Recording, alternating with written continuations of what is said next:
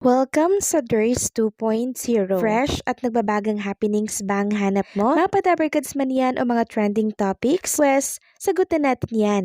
Kaya naman isubscribe nyo na ang ating channel para sa mga nagbabagang balita everyday. Welcome back again sa ating YouTube channel mga kadabarkads, and for today's video ang pag-uusapan natin ay tungkol sa mga importanteng kaganapan sa loob at sa labas ng Itbulaga, and syempre kay Riza May and kay Bimby Aquino. So kahapon pinagkaguluhan po ng mga dabarkads natin si Paulo Ballesteros dito po sa Sugod Barangay. Makikita nga po sa mga picture na nasa screen po ninyo na talaga namang dinumog po siya, ang dami pong nagpapapicture sa kanya at marami din po talaga ang tuwang-tuwang makita si Paulo Ballesteros mga kadabarkads, at katunayan po niyan meron pa pong video. Kuha po ng isang netizen na in-upload po sa TikTok na siyang ibinahagi naman po ng Itbulaga sa kanilang mismong page. Meron kasing isang nanay mga kadabarkads na pakauwi niya po ng kanilang tahanan. Sobrang kilig na kilig po siyang ikinukwento na sobrang pogi daw po ni Paulo Ballesteros. Yun nga lang hindi daw po siya nakapagpa-picture mga kadabarkads. At sa video na yan, talagang paulit-ulit siyang sobrang pogi or gwapo daw nitong si Paulo Ballesteros, at meron pa pong pag-action na habang siya po ay nagkukwento mga kadabarkads. Tapos, si Jose Manalo daw nakita niya, yung mukha lang daw po ni Jose Manalo parang, alam niyo, may butas-butas daw. Si Paulo Ballesteros daw talaga sobrang pogi. At ang video na yan ay napanood nga po ng kapatid mismo ni Paulo Ballesteros, si CCTV.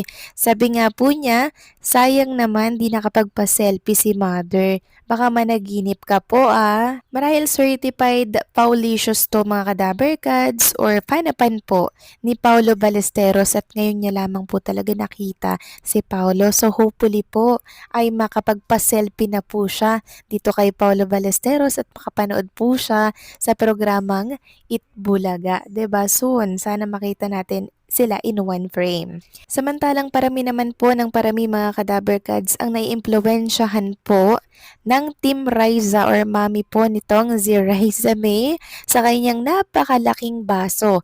Maging yung CEO po ng Lux Slim na kaping iniinom niya is naimpluwensyahan na rin, napabili po siya ng malaking baso dahil siya daw po ay natutuwa sa Team Riza. So parang ito na po yung naging signature ng mami po ni Riza May Dizon mga kadabarkads, yung lagi pong may hawak na malaking baso ng kape. And speaking of Team Riza mga kadabarkads, meron nga pong panibagong video na in-upload ang Team Riza, at nakita nga natin doon na bukod po sa itlog bigas, namigay din po siya ng 3,000 pesos.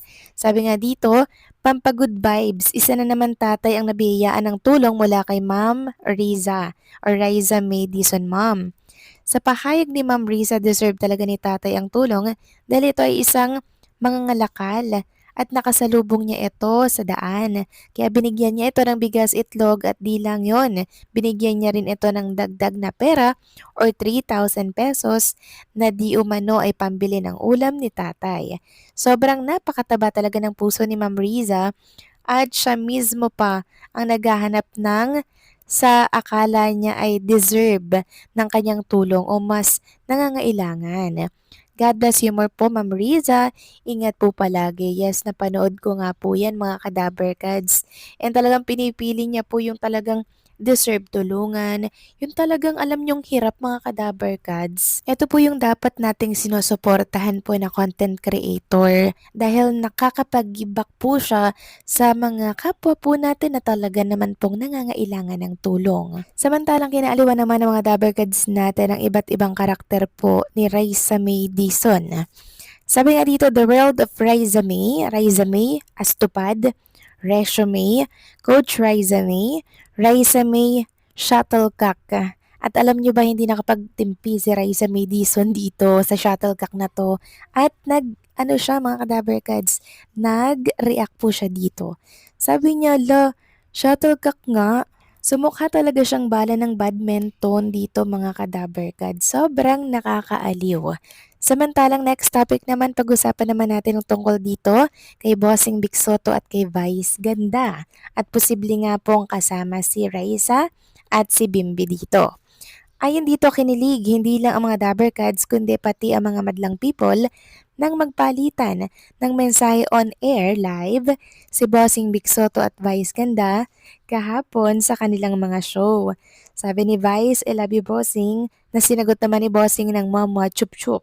Marami ang nagsasabing mukhang may lulutuing pelikulang dalawang box office king and queen ngayong darating na MMFF. Kung totoo man ito, siguradong papatok at number 1 ito sa takilya. Yes mga ka-Dabbercads, number 1 at blockbuster po talaga ito. Samahan pa ng Raisa May and Bimbi. Naku, ewan ko na lang mga ka-Dabbercads. Siguradong pag-uusapan at yayanigin po ang takilya niyan. Samantalang pag-usapan naman natin ang tungkol dito sa ni-reveal nitong si Miss Chris Aquino. So talagang hindi na po siya nakapagtimpe at ni-reveal at nagpa-interview na po siya at meron po siyang isinuwalat kay Raisa May and kay Bimbi. Ayon nga po dito sa isang showbiz columnist, hindi lang charm at pagiging magaan sa pakikisalamuha sa kapwa ang nakuha ni Bimbi sa kanyang mama Chris, pati na ang utmost professionalism. The other day, Wednesday, nag-report pa rin si Bim sa work as guest co-host sa Itbulaga kahit masakit daw po ang tiyan. So yun daw po pala yung rason mga ka-Dabbercads, masakit yung tiyan, sumakit yung tiyan. He had an upset tummy but never showed his coworkers. Kwento ni Chris sa akin kahapon. Sa footages nakuha ng main man, Angel ni Bim na si Jack Salvador, mapapansin na tila si Raisa May lang ang nakakaalam na may sakit or masakit ang tiyan ni Bimb. Nakuna ni Jack ang minsang paghaplos ni Raisa sa tiyan ng partner at tila pagtanong kung okay lang siya. Uy, concern. Ramdam ang pagiging super proud mama ni Chrissy, lalo na nang ikiwento niya na nilagyan ni Bimb ng pera ang kanyang GCash. He gave me 20k for my GCash. So I could buy clothes for his kuya from Manfinity Plus size from those unaware. That's a brand from Shein for larger men. Sabi ng proud mama Chris ng dalawa sa aming chat. Sobrang responsable, he knows I want to remodel our home in Alto, our compound in Tarlac, and get him and his kuya a larger SUV. That's our family of 3. We love each other and share expenses when we have a larger goal. Masayang kwento ni Crazy. Napansin nyo rin ba ang napansin ko? Yung tuwang-tuwang nanay na nilagyan ng 20k sa GCash bibili ng bagong SUV para sa kanyang 2 Giants. And then, para sa isang nanay talaga anuman ang status, sa lipunan laging una ang kapakanan at happiness ng mga anak. So, ayun po ang revelation. Sumakit po palang siya nitong si Bimbi nung nakaraang araw. Ito po pala yung rason mga ka-Dabbercads. Pero still, pinilit pa rin po ni Bimbi na makapagtrabaho at tapusin po yung kanyang trabaho sa programang Itbulaga. Napaka-professional mga ka-Dabbercads, no, nakakatuwa. Sobrang ganda po talaga ng pagpapalaki ni Miss Chris Aquino dito po sa kanyang mga anak. Kaya naman nakakatuwa lang na ito po ang gawing huwaran ng mga kabataan. So kayo ba mga ka-Dabbercads, anong masasabi niyo dito? Please comment down below.